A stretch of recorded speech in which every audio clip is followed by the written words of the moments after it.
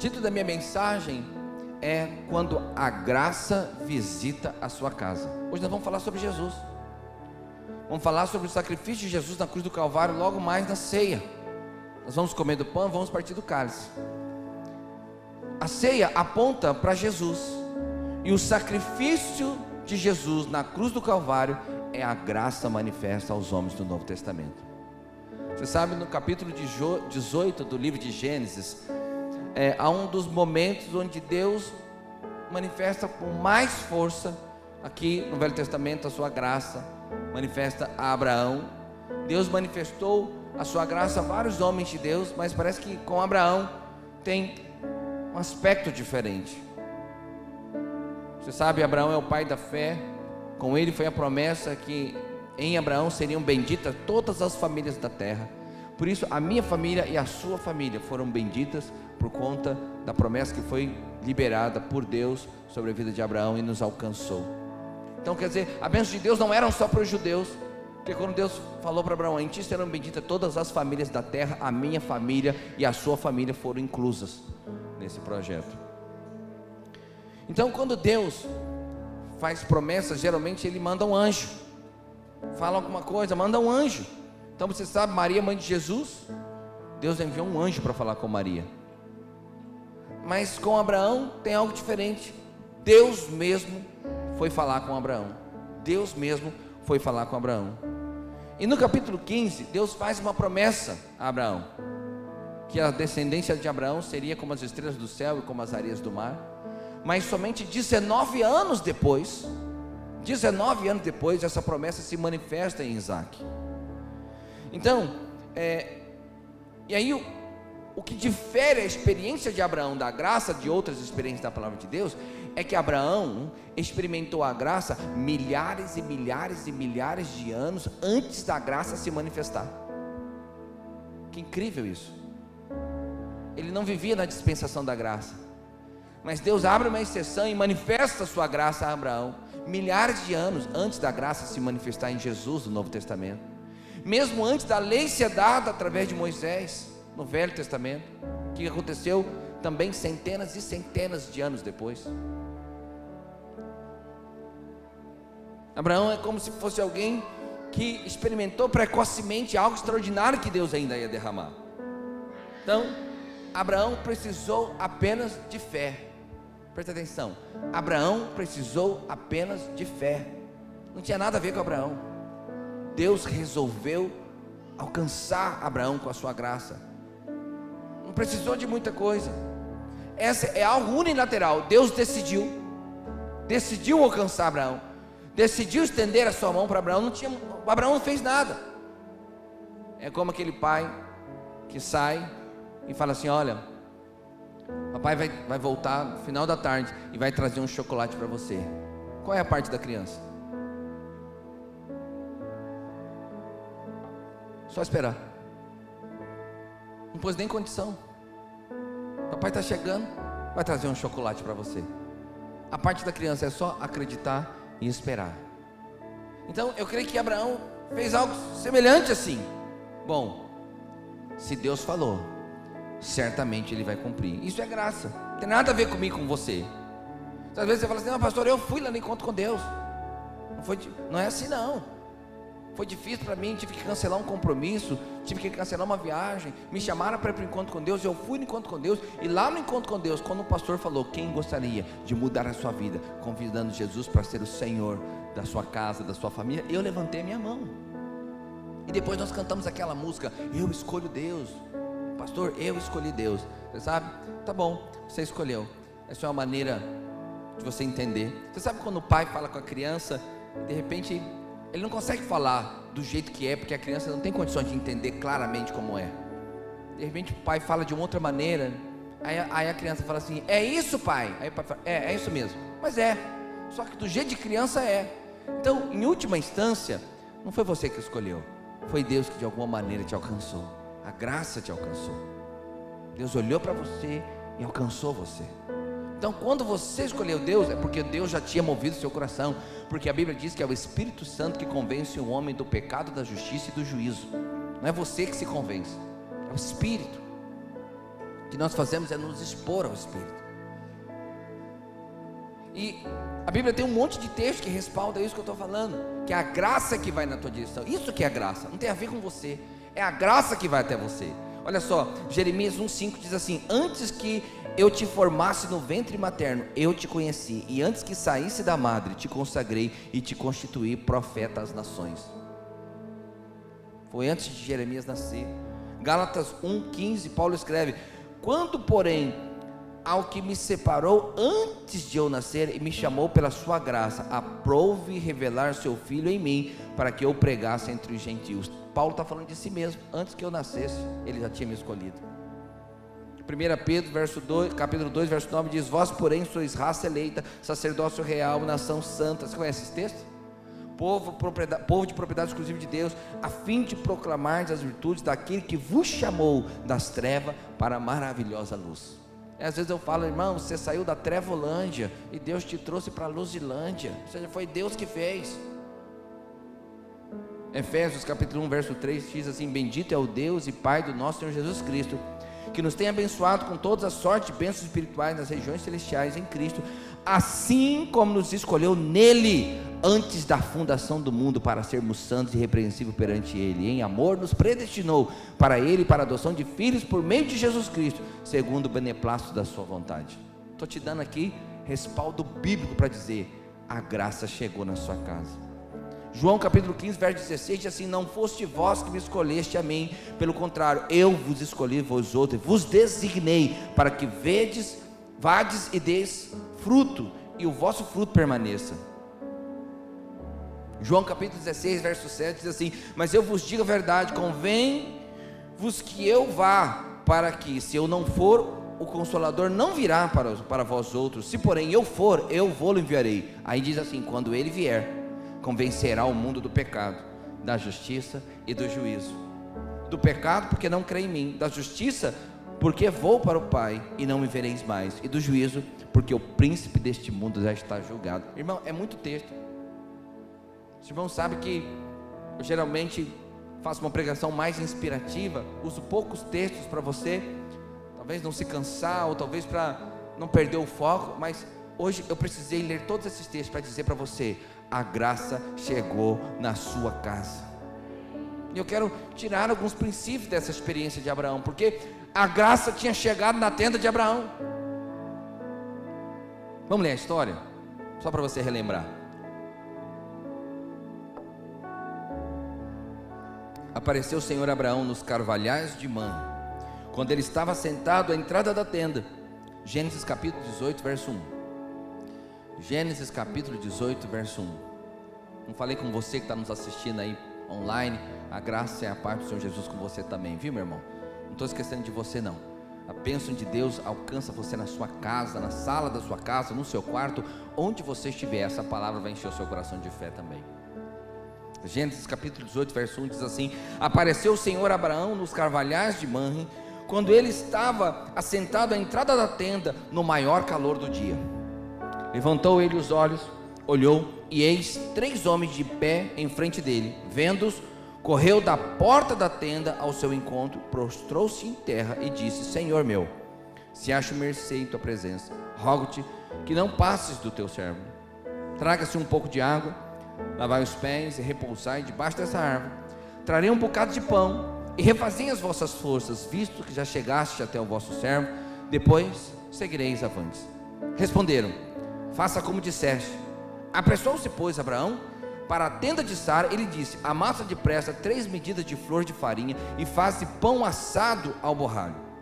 Abraão, por sua vez, isso é um bom prato para você fazer na sua casa quando você convidar um irmão da igreja: pão assado ao borralho, né? Eu não conheço a receita, mas a gente pode pesquisar junto depois, deve ser boa.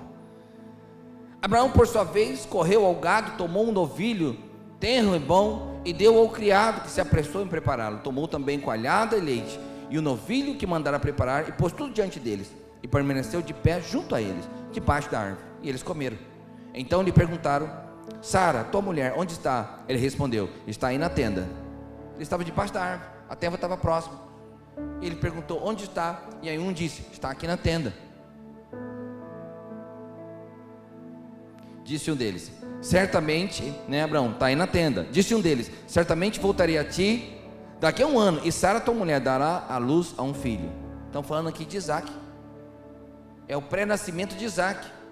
Sara o estava escutando, à porta da tenda atrás dele. Abraão e Sara eram já velhos, avançados de idade, e Sara já lhe havia cessado o costume das mulheres, ou seja, Sara não podia engravidar.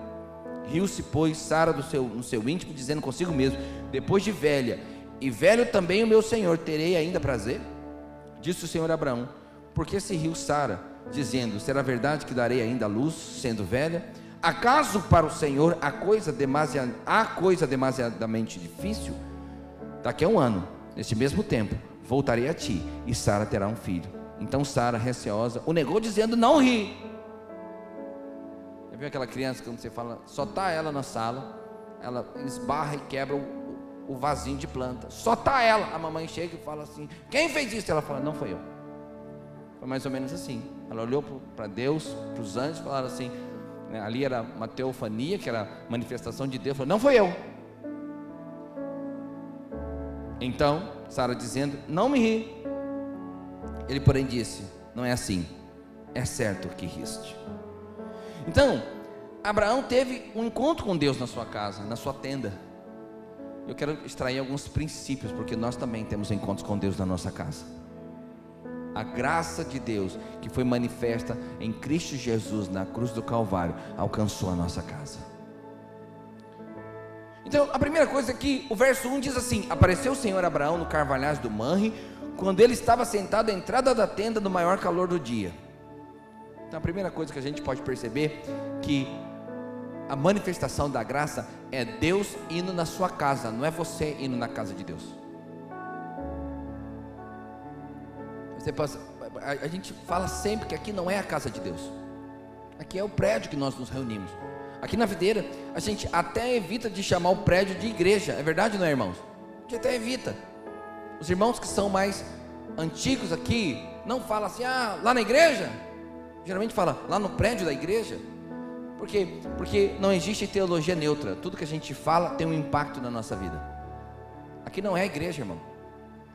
Pode ser que no vocabulário português igreja seja lugar de culto, e de fato é. Então nesse aspecto natural, aqui é igreja. Mas no aspecto espiritual, aqui é só o lugar que a igreja se reúne para adorar a Deus. Sei que tem igreja que fala assim: alguém entra com alguma comida, com alguma coisa, fala assim: mas vai entrar comendo na casa de Deus? Mas aqui não é a casa de Deus, meu irmão. Isso aqui é um lugar que a igreja, que é a casa de Deus, se reúne. É a casa de Deus, vem para esse lugar aqui. Eu e você somos a casa de Deus. Então a primeira coisa aqui, a graça é que vai na sua casa, não é você que vai na casa de Deus. Primeiro é a graça que vai na sua casa, na sua família. Diga assim: a graça um dia chegou na minha casa. Diga: e por isso eu posso ter paz. Esse é o princípio. Segundo princípio é que até o nome da casa manifestava unção e poder, porque manri é uma palavra que vem do hebraico, que significa um óleo. Você sabe que e também significa poder, e óleo aponta para o poder de Deus. O óleo é unção, é o poder de Deus. Ou seja, quando Deus vai na sua casa, tem manifestação de unção e de poder de Deus lá. Em nome de Jesus, a graça de Deus alcança a Noêmia, na casa da Noêmia, onde ela estiver, onde o marido estiver, o poder de Deus, o óleo de Deus alcança a Noêmia, em nome de Jesus. Em nome de Jesus. E outro aspecto interessante, ainda no primeiro versículo, é que o texto diz que ele foi no maior calor do dia. Qual que é o horário que tem maior calor do dia? Meio-dia. E você sabe, calor do dia aponta para, alegoricamente, simbolicamente, aponta para tempo de luta. Aponta para tempo de luta. Não importa se o tempo é de luta, quando Deus chega, óleo é manifestado, poder de Deus é manifestado ali. Então, o momento mais angustiante, mais difícil, é mais escaldante, que o calor está mais forte e que você se sente pequeno diante da circunstância, não se intimide, levante a sua voz em fé. Você pode até dizer: eu não consigo, mas Deus é poderoso para fazer infinitamente mais aquilo que pedimos ou pensamos. É Ele que opera na minha vida, na minha casa. Alguém pergunta: mas como que Deus vai fazer? Eu não sei como Deus vai fazer, mas se Deus quiser, Ele vai fazer. A gente tem esse problema. Porque uma das maneiras do diabo minar a nossa fé é fazer a gente pensar: como que Deus vai fazer? Um dia eu estava num velório, já contei isso para os irmãos, mas faz muito tempo que eu contei. Estava num velório e eu ainda era seminarista, e o meu pastor decidiu orar para ressuscitar a pessoa que estava no caixão. Na hora que ele falou isso, eu dei uma batedeira, irmão, porque eu nunca tinha participado de um momento desse. E ele falou assim: ó, se você está aqui, você não quer participar disso, tem uma porta ali, você pode sair. Se você não tem fé para isso, você pode sair. Mas nós vamos orar aqui. Era um rapaz de 13, 14 anos. Vamos orar para Deus ressuscitar fulano. E eu estava do lado, porque eu era ministro de louvor, estava tocando violão ali do lado. Eu estava do lado do caixão, estava encostando na minha perna. Você vê como que às vezes a incredulidade ela manifesta quando você começa a pensar como que Deus vai fazer. Aí eu olhei para o rapaz, tinha aquele tanto de algodão no nariz, na boca. Eu falei: meu Deus, se Deus ressuscita esse rapaz, ele morre de asfixia em seguida. Porque como que ele respira com tudo isso dentro dele? Eu confesso por mim, pelos meus antepassados, toda a incredulidade naquele dia. Meu pastor estava agindo em fé ali, e eu estava preocupado com o algodão. Então presta atenção, estou aqui me abrindo para você. Quando você começa a olhar muito como é que Deus vai fazer, a sua fé começa a ser minada. Irmão, se Deus quiser, Ele respira com algodão, sem algodão e com algodão. Não interessa como Deus vai fazer. Se Deus quiser fazer, Ele vai fazer. Então, quando você se sente pequeno, Deus ainda assim é poderoso para fazer. Abraão estava no meio do calor mais insuportável, e a Bíblia diz que ele estava assentado. Isso aqui também tem um valor para nós. Ele estava assentado no meio do calor. Geralmente a gente não gosta de ficar no meio do calor. No momento do calor, que a angústia é mais forte, estar assentado significa descansar. A promessa ainda não, já tinham se passado 18 anos, porque a promessa se cumpriu com 19 anos. Deus já tinha liberado a promessa, mas estar assentado é mesmo ainda não vendo a realização da promessa, está descansado que Deus falou, Ele vai cumprir. No verso 2, diz o seguinte: levantou ele os olhos e olhou, e 3 homens de pé em frente dele. Vendo-os, correu da porta da tenda ao seu encontro, prostrou-se em terra e disse: Senhor meu, se acho mercê em tua presença, rogo-te que não passes do teu servo. Encontramos mais alguns pontos nesse segundo versículo.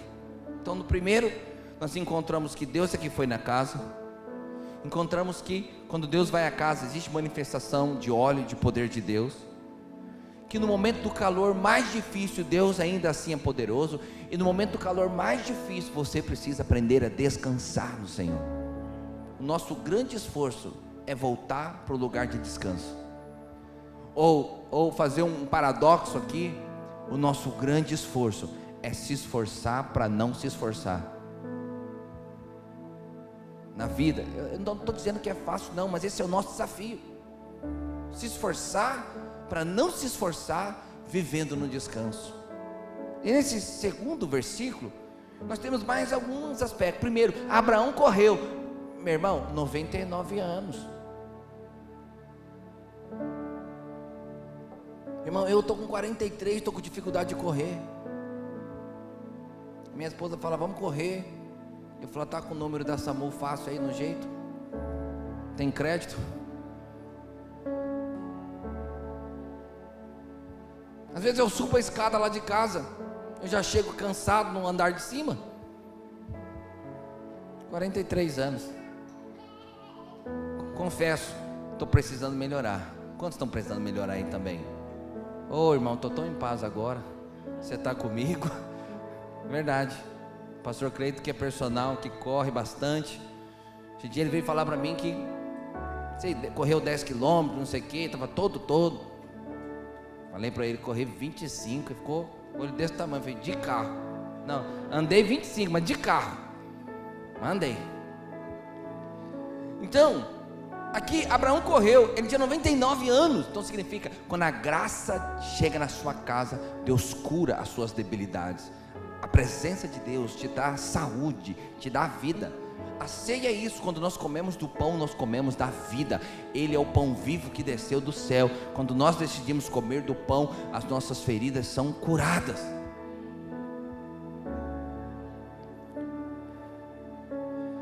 O segundo aspecto é que Abraão teve discernimento. Abraão reconheceu que era Deus, reconheceu que era o Senhor ali, em forma de anjo na frente dele, porque ele correu e logo se prostrou. A palavra hebraica para prostrar aqui é shakar, que significa adoração.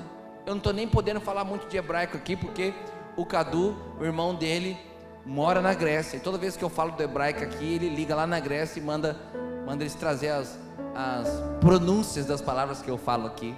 Não sei se pronuncia assim, shakar, mas é alguma coisa parecida com isso, né? Eu tenho só a grafia aqui da palavra no dicionário, que significa adorar a Deus. Então Abraão, ele se curvou diante de Deus ali, ele reconheceu, era Deus. Irmão, você tem que ter a percepção quando Deus está fazendo algo, para se inclinar para aquilo que Deus está fazendo, inclinar o seu coração. Mas depois, no verso 4 diz assim: traga-se um pouco de água, lavai os pés, repousai debaixo dessa árvore, trarei um bocado de pão para refazer as forças, visto que chegaste até vosso servo. Depois seguireis avante. Responderam: faça o que disseste. Apressou-se, pois, Abraão para a tenda de Sara, e lhe disse: amassa depressa 3 medidas de flor de farinha e faze pão assado no borralho. Abraão, por sua vez, correu ao gado, tomou um novilho tenro e bom, e deu ao criado, que se apressou em prepará-lo. Tomou também coalhada de leite e o novilho que mandara preparar, e pôs tudo diante deles, e permaneceu de pé junto a eles, debaixo da árvore, e eles comeram. Olha, aqui a gente tem algo muito importante na palavra de Deus. Comer junto é algo muito importante na palavra de Deus.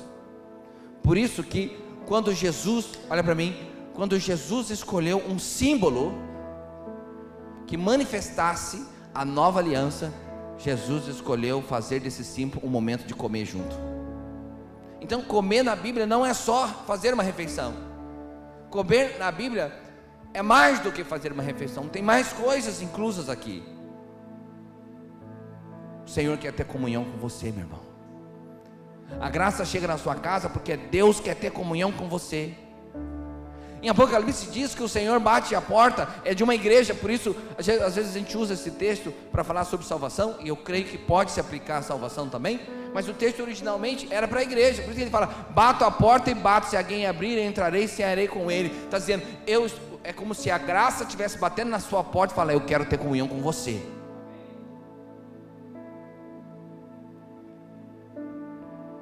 Depois fala que Abraão correu para pegar o novilho. Ele falou para Sara fazer o pão, mas ele foi correr pegar o novilho. Ou seja, não existe comunhão plena se não houver morte do cordeiro.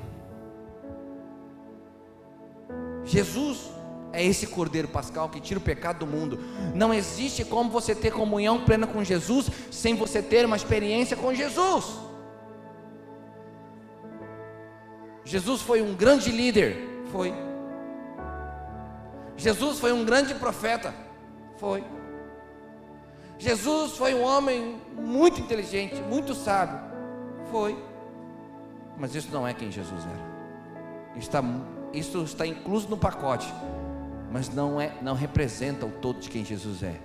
Ele mesmo se autodefiniu: eu sou o caminho, a verdade e a vida.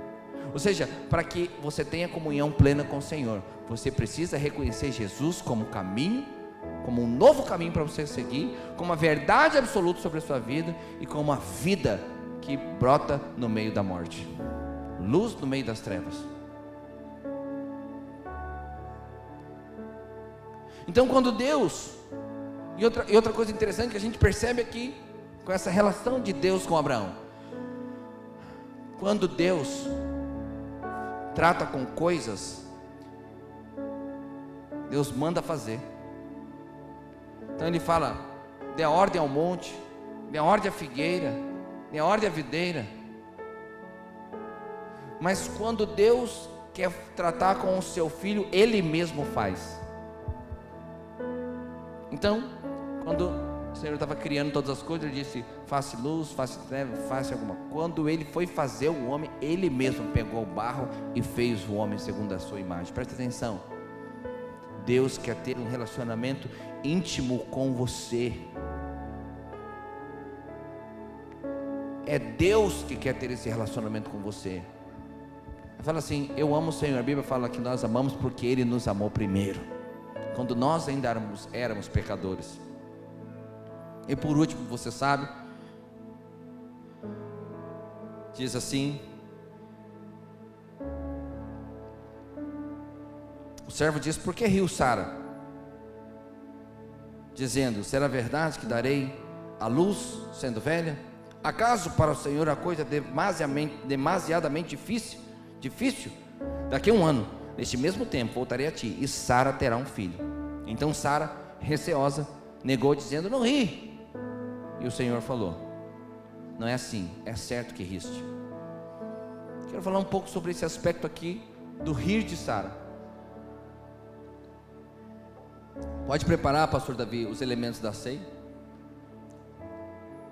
Então, por que Sara riu? Olha para mim. Por que Sara riu? Você já parou para pensar por que Sara riu? Eu acho que, é claro, há um viés de incredulidade aqui. Eu acho que sim. Mas eu acho que misturado com isso há um viés de alegria. Só dela pensar, porque a Bíblia fala, ele tinha 99 anos, ela já tinha cessado o costume das mulheres, eles eram de idade. E ela imaginar a cena. Ela ficou imaginando, namorando com Abraão de novo. Ela tendo prazer, porque vou ter prazer de novo. Você é adulto, você sabe do que ela está falando aqui, na situação de ter prazer. Pois ela imaginou fazendo pré-natal, marcando a consulta médica, apresentando o cartão da Unimed na recepção, falando: olha, vim fazer aqui, marcar a consulta aqui. Falou: para quem que é? É seu netinho? Não, é meu filho que vai nascer, está aqui dentro. Ou seja, ela ficou tentando imaginar a cena. E também tem um aspecto aqui de riso, de alegria, misturado aqui nesse contexto aqui. Então, quando nós percebemos aquilo que Deus vai fazer, o nosso coração também se enche de alegria. Ainda que você não consiga crer absolutamente, por conta da sua humanidade, porque alguma da minha fragilidade, mas só de pensar que Deus vai fazer, o seu coração já se enche de alegria. A Bíblia diz, no livro de Isaías, no capítulo 61, no verso 1, diz assim: o Espírito do Senhor Deus está sobre mim, porque o Senhor me ungiu a pregar as boas novas aos quebrantados, enviou-me a curar os quebrantados de coração, a proclamar a libertação aos cativos e pôr em liberdade os algemados, a pregoar o ano aceitável do Senhor, o dia da vingança do nosso Deus, a consolar, você lembra desse texto? A consolar todos os que choram, e pôr sobre os que estão em Sião, e pôr os que em Sião estão de luto, uma coroa em vez de cinza, olhos de alegria em vez de pranto, vestes de louvor em vez de espírito angustiado, a fim de que se chamem carvalho de justiça, plantados pelo Senhor para a sua glória. A graça te alcança para colocar uma coroa na sua cabeça, para colocar olhos de alegria no seu lar, alegria em vez de pranto, riso em vez de pranto. A unção de Deus, presta atenção, a unção de Deus produz em mim, em você, a alegria.